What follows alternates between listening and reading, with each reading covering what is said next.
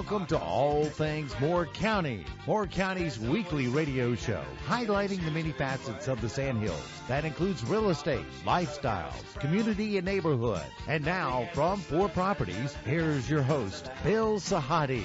Our house in the middle of our street. Our house in the middle of our house. Good morning and welcome to the talk show, All Things Moore County. And we are just a week or two away from the beginning of school.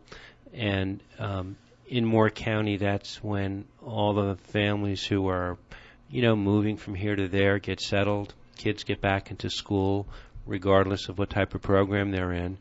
And it was a good opportunity, Dorothy. So many times we've had shows with lenders and attorneys and other brokers talking about some of the facets of the real estate transaction and how the world has changed, particularly the lending world.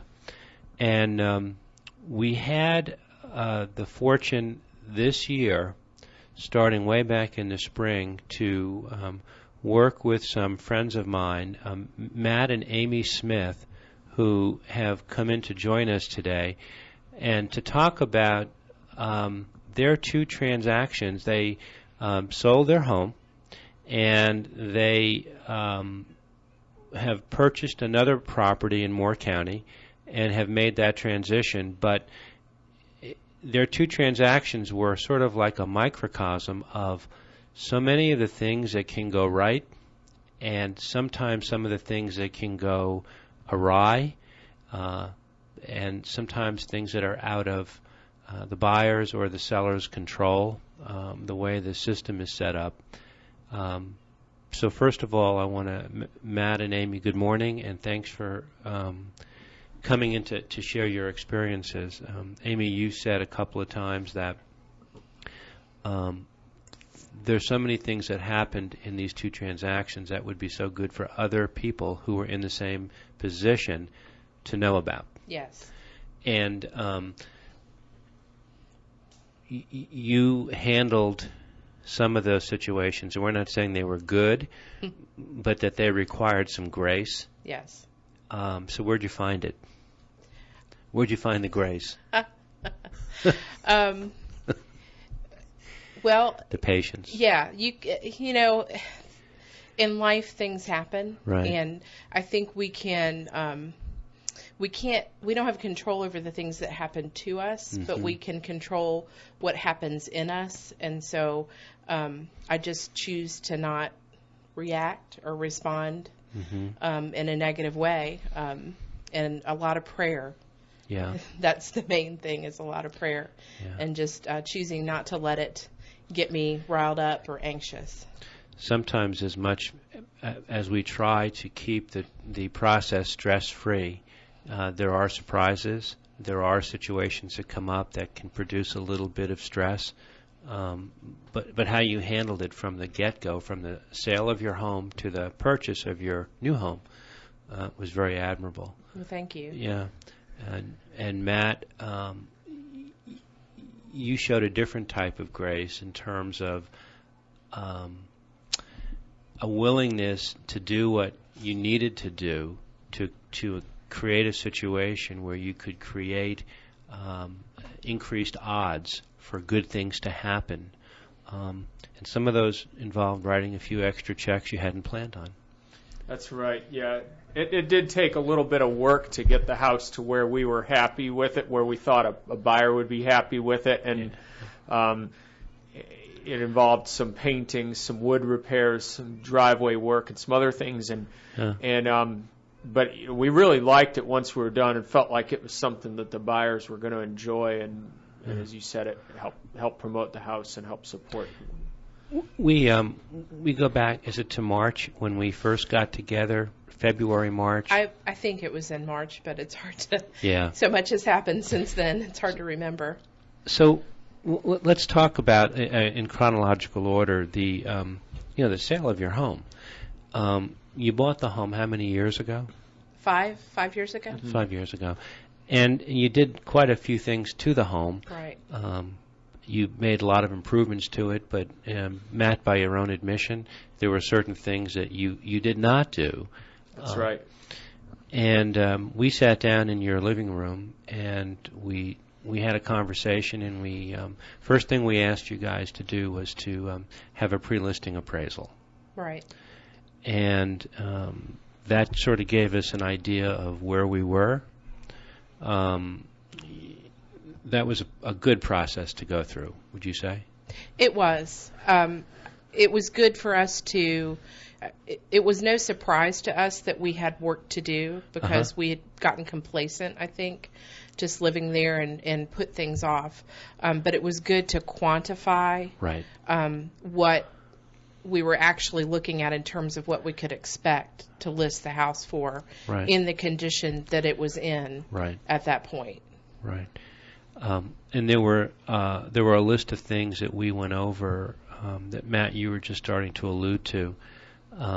Things that we had asked you to do to put your home into show-ready condition, right?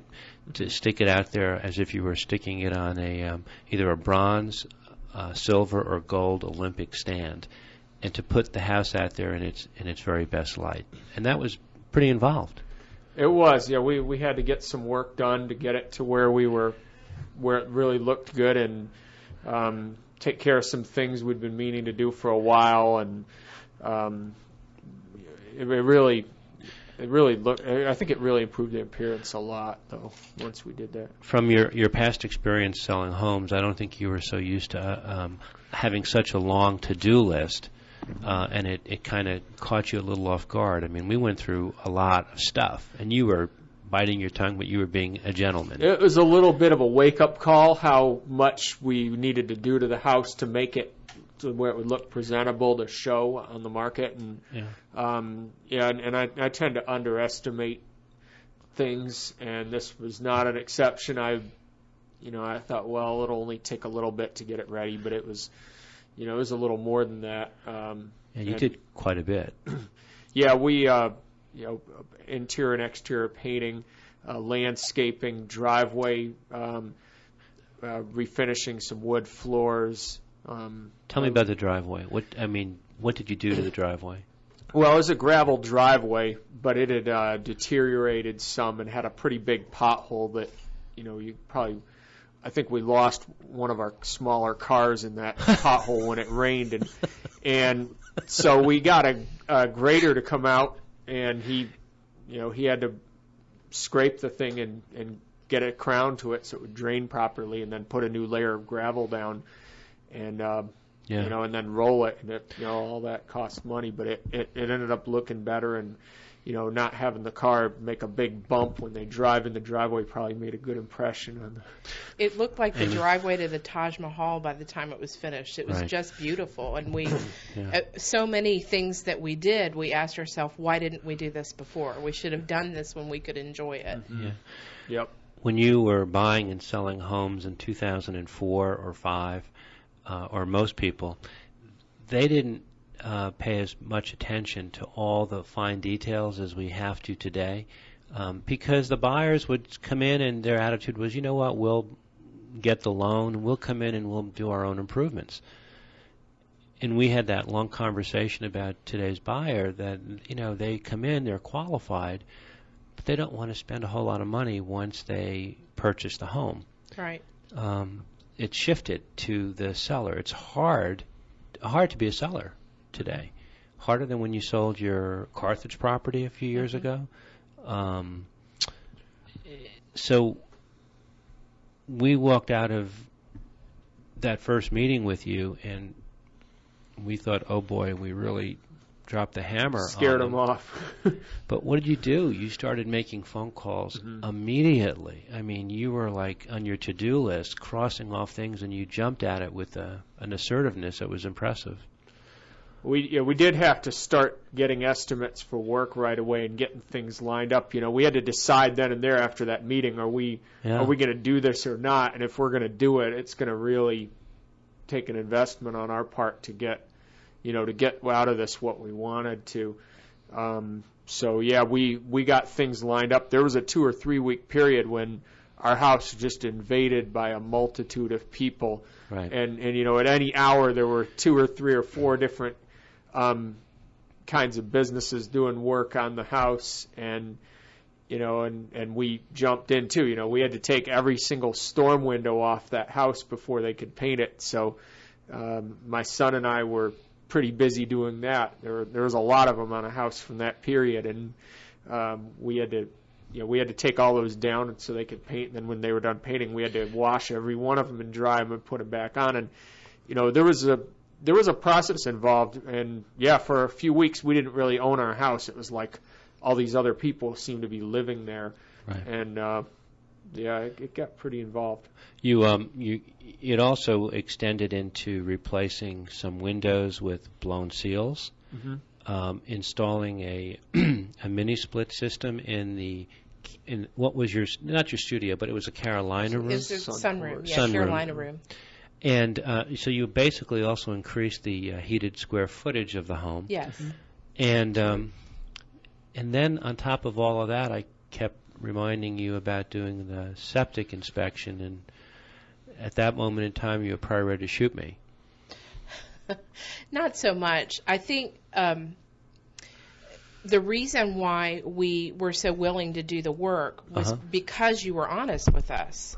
And I think that's important, an agent be very straightforward and honest with their clients about the work that needs to be done. Right. And it's important as a client to listen to the agent, to have a professional agent and listen to what they say, and take that into consideration as you move forward with that. But the septic was a nice surprise as well. After all of that. Didn't that make you happy? It was wonderful. So what happened with the septic after we had, I guess Marlins came out and checked everything out? We then had to go a route of replacing the tank. Yeah, so this is an example of me underestimating things. I thought it was going to be a rubber stamping exercise that would boost the buyer's confidence about what a great septic system we had. And so what happened, of course, when they inspected it was they determined that the 40-year-old house's 40-year-old concrete septic tank was cracked and in need of replacement. So they dug that up, replaced it. Because the septic lines ran through the front yard, they couldn't use a concrete tank. They had to use a poly tank, which is more expensive but lighter weight. Then once they put that in, they found out some of the original plumbing from when the house was constructed didn't really bring the pipes in at the right angle, and we actually had to have a little underground pump installed to make all that up to code.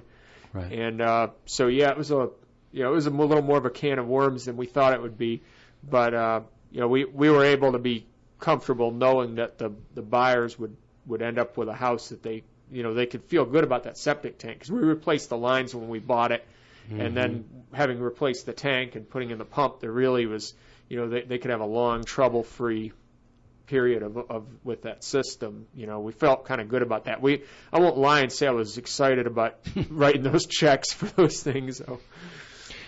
So many times sellers will wind up negotiating the price on an offer before having anything done on a septic system and not knowing what the condition of the tank is, and then they are in a situation where they've negotiated a price on the home, and yet they still have a surprise in front of them, and you didn't have that surprise.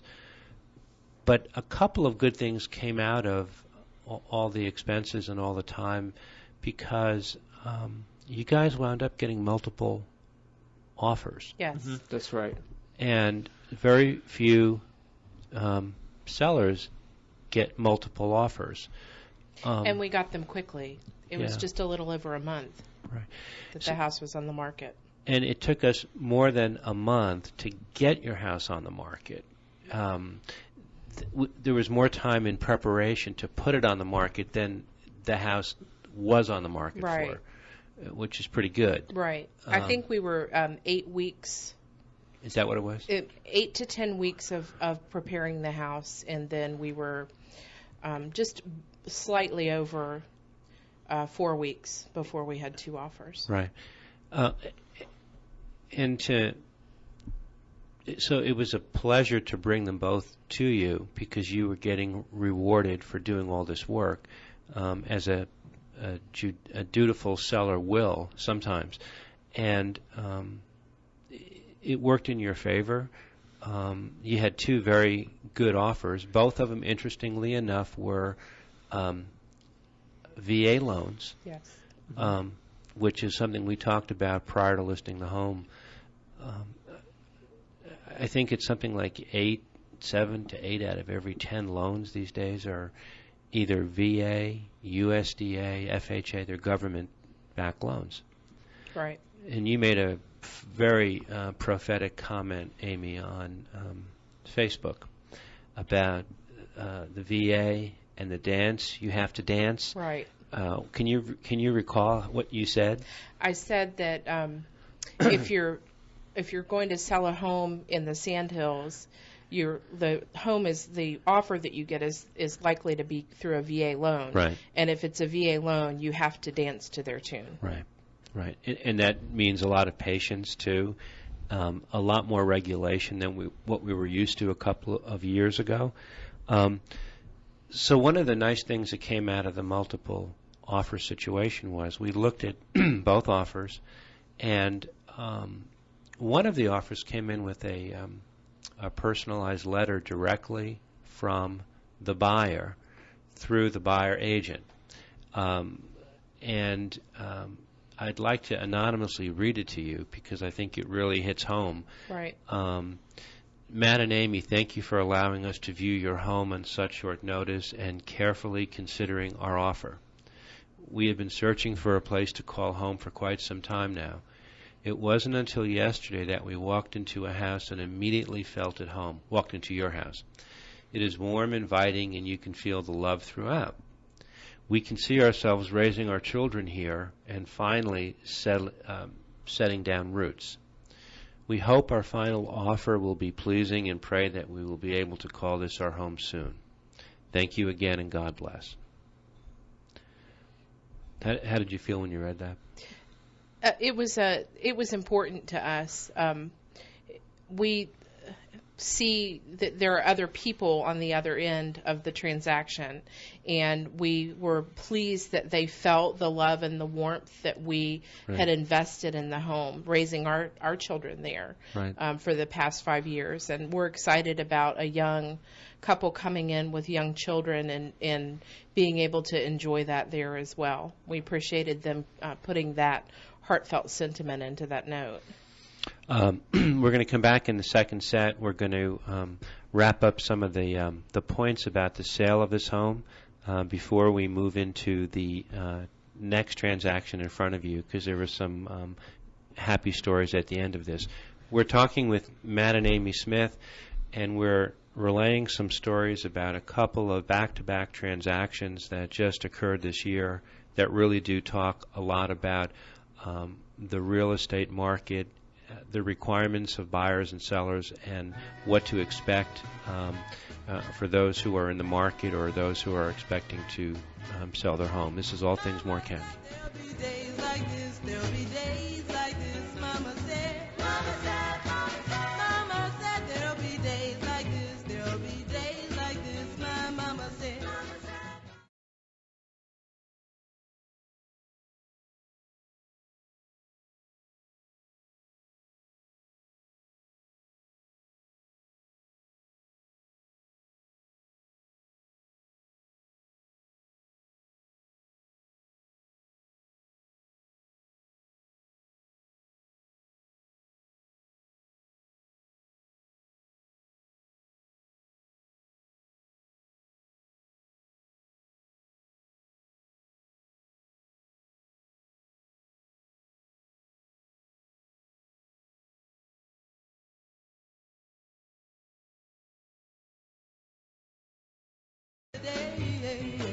Everything was going fine.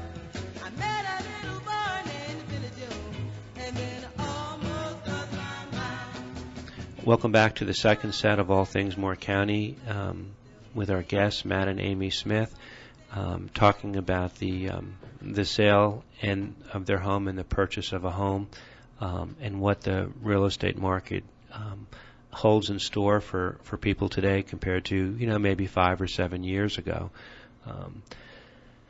So you got, Matt, you got all the repairs done.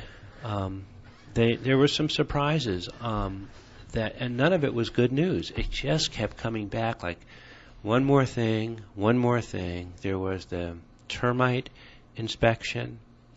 Do you recall how that all unfolded?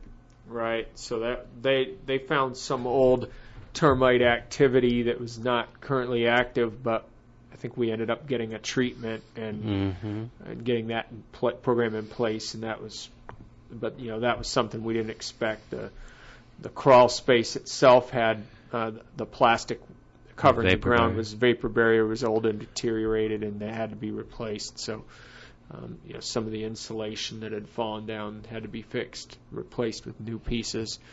So yeah, there were a few things along the way, and that had to get taken care of before we could. Yeah. Close. Then the lender had to come in, and the lender asked the buyer for a structural letter, which they are doing these days whenever there's any sort of structural question, even if in the case of the termites it was a minor and you treated it and it was taken care of by a licensed company. At the last minute, the lender did come back and ask for them to provide a structural letter that the integrity of the home, of the area, was not compromised. Another small delay. Right. But getting right up into the closing date, after everything was done, the septic system, the termite issues, you guys crossed every T and you dotted every I, we had a delay, a buyer delay that was not anything that you could have done anything about. First of all, there were those last-minute delays where underwriting will come back to the buyer one day before closing and say, we need a few more things from you before we issue what's called a clear to close. So you all had a plan. You were moving out because you had purchased another property, and you didn't have to just pack your home and clean it. You had to get it organized to get it moved from one place to another, and the logistics were difficult. Right. Yeah, we used a storage pod kind of moving method because that worked pretty well with having a short amount of time. We'd had, on a couple of moves before, on two different occasions, we had rented a house, and we really wanted to avoid that, partly because we'd have to move twice if we did it, partly because we have 4 cats, and landlords don't really like that too much. And we also have an old RV that we used to, we lived out of it during the transition. So, we had a plan in place where we could have the stuff in the pods stored away, stay in the camper for a few days with the cats, and then move into the new house. So I guess it worked, although it didn't quite work out as we thought it would. Part of what made the transition, we really were trying. I have a need for things to be planned and make sense. Yes. Because that doesn't happen in my brain, so I need to get it out on a piece of paper. So I was constantly trying to. Part of what really made the transition for us difficult was that Matt had an accident at the beginning of June, and was injured. His back was injured. So and I have back problems. So neither one of us could really participate in any of the packing and moving. And it wasn't very long after that the 2 offers came in. So it was just a whirlwind of blessing, but also scary at the same time. So, it was. We needed for things to move quickly and to make sense, but it just doesn't happen that way necessarily. So it kind of caught us by surprise. We try so hard to manage people's expectations and make them aware that things don't always go according to plan, even if you do everything right. It's an invasive process. The whole process is invasive. But the good news is it took you guys less than a month. Right. You did a lot of work. You spent. Can you quantify how much you spent on prepping the house and getting it in that improved condition? $8,000? Yeah, I think it was more than that when you added everything up. But we did some landscaping. It was probably a low teens kind of figure that when you add, if you consider everything that we did from the driveway to the mini split to the paint, interior and exterior painting and repairing wood and stuff like that. It was a sizable chunk of money, but I think that at the end it came back to us, plus some. Right. It did. Because the offers that came in were well beyond what we had originally expected. Right. Based on what the appraisal had been initially that we had done before we did any work. We increased the value of the house tremendously. Yes, you did. And the offers that came in reflected that. And the appraisal that came in at the end for the buyer, they wound up, you wound up getting an offer at about 98 to 98.5% of your list price, but the appraisal came in another $10,000 higher. That's right. You effectively move the value curve on the home based on the improvements that you did, and that doesn't always happen. But your home was like a diamond in the rough that really wasn't that rough. No. It just needed some polishing. Yeah, it did. And that was another thing that we said, why hadn't we done this before? Right. Because it was a large amount of money, but in the grand scheme of things, it wasn't that much to get it to the point where it just looked like a showstopper. It was beautiful. Yep. Everybody that came over said so. Yep. So it was definitely worth the investment to do that work, to put that money into it. You know, just one example was the hardwood floors in one part of the house were worn, and it had been like that ever since we bought the house 5 years ago. So we got them refinished, and we're looking at them and saying, why didn't we do this years ago? You know, it looks great. And some of that carried over to our new house, and I guess we'll talk about in a little bit about, wanting to do some things up front. Yeah. So you had your plan, you put everything on paper, as Amy said, and you guys moved out. You were ready to close.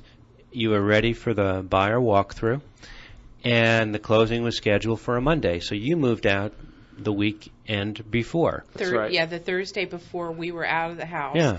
We did have some things that we were continuing to get off the property, but our family and 4 cats were gone and living in our bus RV, at a campground.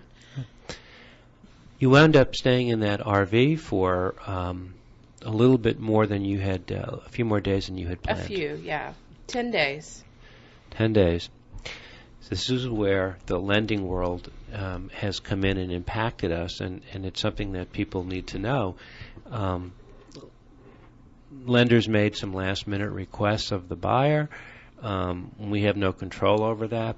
The buyer had no control, and the buyer, I think, was put in a very uncomfortable position because I think they wanted to get in. And you were inconvenienced, they were inconvenienced, and we didn't sort of get a lot of love from the lender, did we?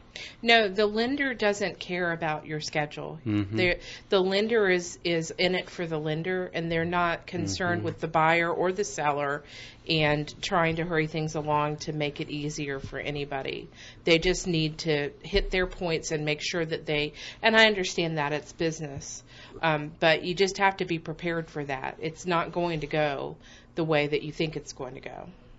The litmus test has changed. The requirements have changed so much. We just tell people, if you're going to be involved in a situation where you're buying or selling a home, it's not a democracy anymore. You just have to kind of tighten the belt buckle and just kind of go with the flow, which you guys did. Not everybody does, and they drive themselves crazy. So I admire the way you handled it. You were greatly inconvenienced. And at the same time, you are under contract to purchase another home. Right. But you couldn't do a thing about it until your home closed. That's right. So you were in limbo, almost for a week. Right. So imagine the seller on the other side. So now you're the buyer, and your offer on the property that you were purchasing had a contingency for you to close on your home, but it hadn't closed. That's right. And that particular seller was prepared for their closing date with you, which also got pushed back. So one of the things that people use sometimes are what's called a buyer possession or a seller possession after closing, where there's an arrangement made between buyer and seller to accommodate one another. But until your home closed that you were selling, your loan couldn't get the clear to close. So I guess I would put you in the seller's position. It would have been difficult to have given those buyers a possession without knowing that their loan had closed, perhaps. Yeah, I can understand that. We were sort of in that position with the sale of our home, because we didn't have any explanation for why it was being held up. Right. We just knew it's not today, and began to question whether or not it was actually going to happen. Right. So I can imagine that the sellers of the home that we ultimately purchased were probably thinking the same thing. Although they knew that we were being held up by the sale of our home, they were probably wondering if it was all going to happen. Right. There was some insecurity that creeped in there somehow, some way. Right. That kind of played against you in terms of convenience. I wondered if we were going to be in the bus for with four cats for the next year or so. Let's come back in the final set, and let's transition to the home that you did purchase and the story behind it and how that all unraveled. I'm just glad that it all unraveled and yes. You're in. We're speaking with Matt and Amy Smith. We're talking about real estate issues in Moore County in today's market, in hopes that buyers and sellers alike can benefit from some of their experiences. This is All Things Moore County.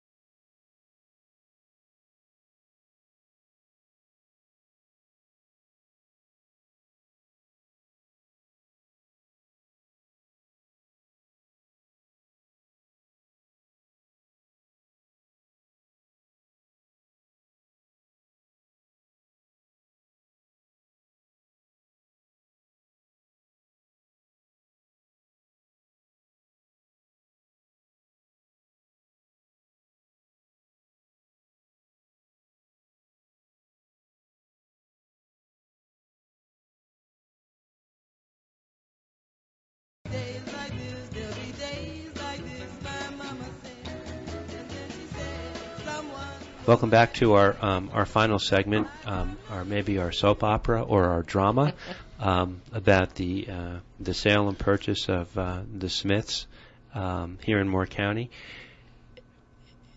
Amy, after you accepted the offer on your home, you had been looking online, fastidious. I mean, very in a disciplined way for properties. You mean obsessively?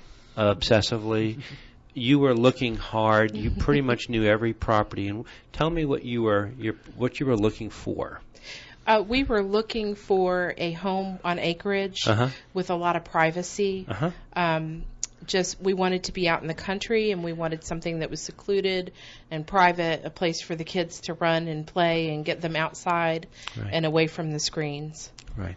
Which I know your kids are up in Virginia this week. They are. And it's a shame because they're both they're great young kids, and I hate to, he's not a kid, but they saw this whole process unfold, and I think they probably learned a lot from the whole thing, and it would have been great if they could have joined us.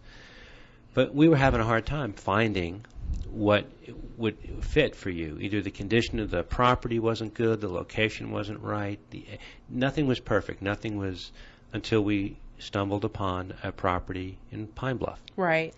There were some things that we liked, but they would get snapped up. Mm-hmm. And then anything else that was left, there were lots of marks against it.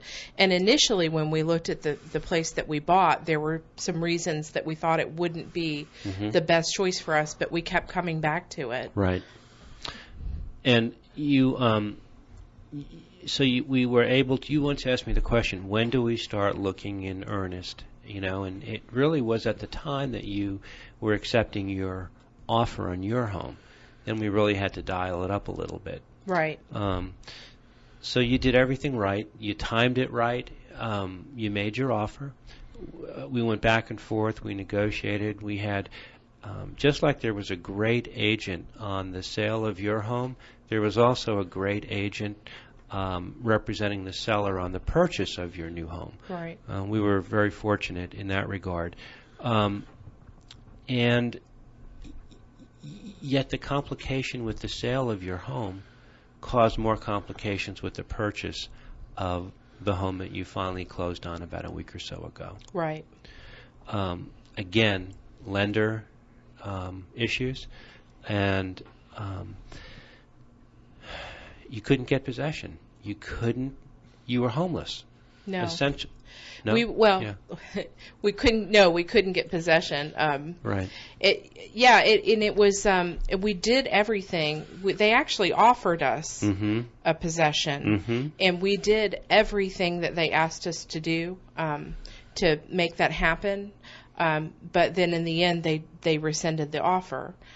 Because of the delays that we were having with the sale of our home. It just spooked them. They weren't sure whether or not things were going to go through. And so we were really hoping to be able to do that mainly for the cats. We wanted to get them in as quickly as possible to reduce the stress to them. But it didn't happen. We didn't get to do that. And both buyer and seller, have an attorney representing their interests and advising them, and that is their right. Had you not had a property to sell, and if you were free and clear, it might have been that those sellers would have gotten the advice that it's okay to take the possession early, because you were hoping for the weekend after the closing on your house, and unfortunately Friday closings can be problematic. Right. And that's what happened. Yes. It was a Friday closing on your home. Yes. But it was too late in the day to do anything to affect your next move. Right. So you had, as you call it, a family vacation. We did. We stayed at the Heritage up in Vass in our bus, and they were very accommodating because we had to keep continuing the time that we were staying, and we just decided we would relax on the beach there and enjoy each other's company rather than let it get us anxious and discouraged. We just decided it was a vacation that was meant to be. So we just went with that. Just like, Matt, the structural letter for your home, because of the termite issue that was found that you resolved with the treatment, there was an issue that came up with the home that you purchased. And both of them were lender issues that people need to be aware of, and it had to do with the fact that your home was on a private road. That's right. And there were how many? I don't even know how many homes. 5? 4 or 5? There are 4. Yeah, I think there's 4 houses total on this private dirt road. Right. And so the private dirt road is something that the lenders today, going forward, for everybody to know, they're going to require what's called a private road agreement. And in the absence of an agreement amongst the homeowners, how they're going to take care of the road for everybody's benefit, it would be difficult to obtain a loan. In this particular case, I think they needed the signatures of 2 homeowners, plus yourselves. Right. So that's 3 out of 4. So right. 75%. Right. Private roads are always going to be an issue for people who are buying. First thing they need to ask their agent, their realtor, is there a private road agreement in place? If the answer is yes, and you get a copy of it, it's all good. If the answer is no, that's just one more thing that has to be done. You kept asking from the time you had seen the property. How many times were you asking to read copies, the covenants and restrictions? Right. Couldn't find any. It was real difficult to find. You were right to do it, but there was no road agreement in them. Mm-hmm.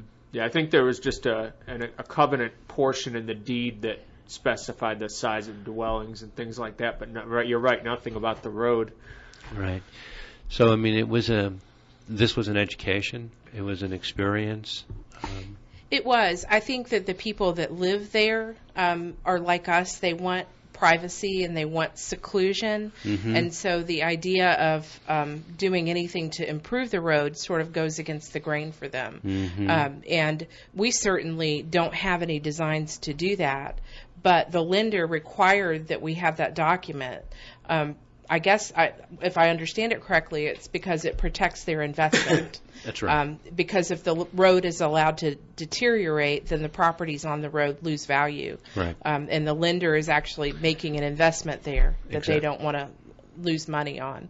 So I understand that. And I also understand one of the parties on the road that needed to sign the agreement wanted to go over it with their attorney, and I fully understand that as well. Uh-huh. We would have done the same thing. Right. But it just took a long time to wait for that to all happen. So it was just another delay. And my fear at that point was, what if they don't sign it? What if they don't agree to it? We really don't want to pave the road. We just want to move in. But the answer to that question, I know we spoke about it was in their best interest to sign it because it would protect their investment. Right. If they ever went to resell a property. Mm-hmm. The big picture today is that government loans are going to set the tone and the tenor for the rules that the buyers and sellers are going to have to follow and honor, and that good real estate brokers will be completely up on to inform their clients as to what to expect, so we're not hit with surprises, hit in the back of the head, with a baseball bat. We don't see what's coming. Right. So you guys are ready to take a real estate test. You're ready to teach a course on expectations. But your desire was really to come in and to share your experiences so that others right. would be better prepared. Right. Yeah, we've learned a lot in these two transactions. Yep. I mean, we knew a lot before because we've been through this process with you yep. many times over the last 10 years. But this particular experience has taught us a great deal more. Mm-hmm. Tell us about your new home. Tell us about the property, what you envision. You've been in there now for a little less than a week. I have to keep pinching myself because we literally didn't think we would ever find something like this. The home needs some work. Mm-hmm. It needs some updating, but the property is spectacular. It's like we have our own little preserve. Right.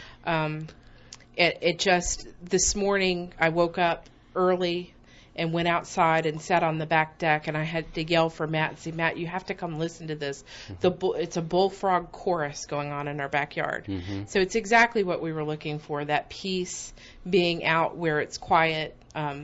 We have no road noise. We have flyovers from Camp McCall, mm-hmm. so that's a little bit of noise, but we don't mind that because mm-hmm. it's the sound of freedom. We're happy about that noise.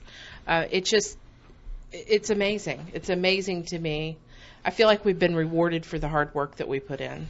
And you're an artist. Yes. So you have, you're an artist of some renown, but you have some designs on laying out the house so that you have your studio set up in the front left room. That's right. As you come in? That's right.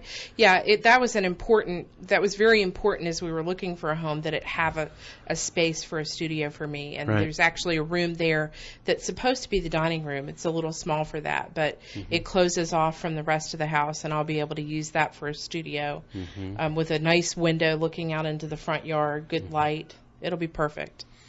And your kids are 11 and 14? 13. 13. Adam is big for 13. He is. What are their takes? Because they have gone through a transition that I know Messa, your youngest, wasn't so excited about at first. Messa was, initially they were both excited, but then when Messa realized that meant leaving the next door neighbor and her grandchildren that she loved so much, that was difficult for her. But once we actually found the home, she got excited again.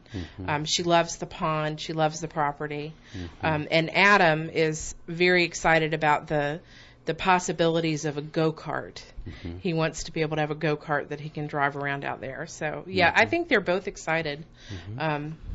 They like their rooms. They're out of town right now, so I'm excited about them coming back. We're having work done on the house right now. So I'm excited about them coming back and seeing the changes that have happened while they were gone. You guys envision this as a 10-year house, an 8-year, a 5-year house? I hope it's a long time.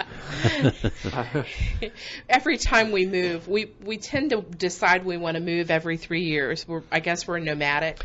But I don't want to do it again after this. And I feel like this property and this home can work for us long term. And as Matt alluded to earlier, we're doing the work up front rather than waiting to work on things until later. We're remodeling and getting it to where we would like it to be, that we can enjoy the interior and the exterior. And it won't be later on where we're frustrated with things that haven't been done. So at least a 10-year house. I envision having grandchildren coming to visit us there. That's 10 years. Is it that soon? Hopefully a little longer than that. Well, you said at the beginning of the show about how you receive straight information, right, direct information. So we did that with you, but you got it. Yes. And if you don't get it, you cause yourself unnecessary agita. And now in looking back in hindsight, you can see it, that it's so easy to say this is what we have to do, but then it's so hard for some to execute. But because you guys executed, you got your home sold in 6 weeks, 7 weeks. You got more for your home than it had originally been appraised for, and then it appraised for more than what the buyer paid, so it was a win-win. Right. That's right. And we drove you crazy for about a month, but the emotion of a transaction, if it's difficult or if it was problematic or stressful, fades away very quickly. It does. Doesn't it? It does. I mean, initially, the day that we moved into the house, I was having a hard time being excited because of the frustration, especially trying to get the cats out there. My daughter had to sit in the back seat with 4 cats while we were at the attorney's office signing the papers, and they ripped through and got out of the cages. But later on in the day, I had that little stomach flip-flop again about this is our home. We live here now. Yeah. So it was a difficult process. But I think what makes a difficult process go smoothly is attitude, of course. But it's important to work with professionals. And I think that's what made us be able to get through this without tearing our hair out. Right from the get-go, we knew that our agent, was professional and would guide us through this, and you did. And the other agents that we worked with were professionals. They were. So, if I were going to give advice to anybody who's looking at selling and purchasing a home, it would be definitely do your homework. There are a lot of really good, excellent agents here in Moore County. That's right. So it's important to work with somebody who's been at it for a long time and, ask questions about their record, ask them for references. Yes. Make sure you're working with somebody who's a professional who can walk you through these situations and handle things. Right. That, instead of somebody who's not really sure and is a little tentative, it can be more difficult, I think, that way. I'm almost sorry that you guys are not in the market anymore for any property. It's been a pleasure getting to this point with you, and now the fun part begins for you. and the decisions that you're going to make on this home maybe a little bit different than the home you sold, because now you have a longer horizon. You know so much, and you know the value, and so you're going to be judicious in the improvements that you make, but you also know that you want to get the function up to full efficiency at the same time, and you're going to do that all up front. Right. Yeah. Yeah, we're really doing a lot of we're doing painting, floor covering, the septic work. We're doing some of that you work love up septic. front. You Yeah, like septic it just systems, follows huh? us everywhere we go. But we're doing things up front that the bathroom remodeling, floor covering, painting are really going to make the place more enjoyable to live in. Yeah.